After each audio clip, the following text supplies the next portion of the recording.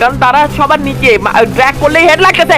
Grenade আসবে Bangladesh top 1 knock SK versus Bangladesh top 1 শুরু হয়ে গেছে। শুভ নিচের দিকে আছে, শুভ নিচে হিল করতে চায়, ফ্লাশ ফ্রি সোয়েবলস ব্যাক টু ব্যাক আসতেছে, অনেক বেশি প্রেসারে রেখেছে। আলিফ গেমিং তার পজিশন বেছে নিয়েছে, ডাবল স্নাইপার থাকবে ওবাইদুলের ট্রগান, রাফিমের ট্রগান, রাফিম নক করবে ওবাইদুলকে, শুভ চলে যাবে, শুভ নক করবে এসটুকে, শুভকে নক করবে রাফিম।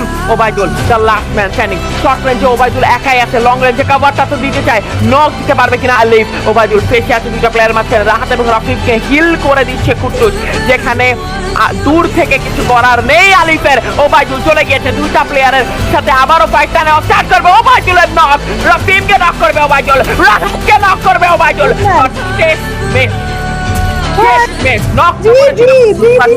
সাথে ওয়াইপ আউট দেওয়া হয়েছে মোস্ট প্রবাবলি গেমিং মারুফের সাইড থেকে, না ইয়েস গেমিং মারুফের সাইড থেকে নকটা দেওয়া হবে।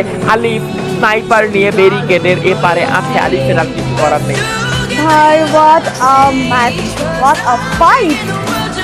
Oh my goodness, দূর থেকে বাট আলিফকে আমি দূর থেকে জাস্ট একের পর এক স্নাইপিং শট কানেক্ট করতে দেখছিলাম, আরো একটি কিল, একটা মনস্টার কিল, another কিছু শট, জাস্ট 1 2 1 এবং এই মুহূর্তে কিন্তু ডাউন হয়ে গেছে মারুফের আরো একটি প্লেয়ার হিন্দিতে যাচ্ছেন, শট কানেক্ট করবেন, অলরেডি কিল কনফার্ম হয়ে গিয়েছে। এখান থেকে আলিফ তো বের হতে পারবে না প্রবাবলি, 1-1 যদি বের হতে পারে তাহলে কিন্তু প্রবাবিলিটি রয়েছে এখান থেকে একটা বুইয়া ক্লেম করার, বাট আনফরচুনেটলি ফাইটে কিন্তু 1-1 এ গিয়ে থেমেছেন। দিশান গেমিং ভার্সেস মারুফ গেমিং বটমে থাকা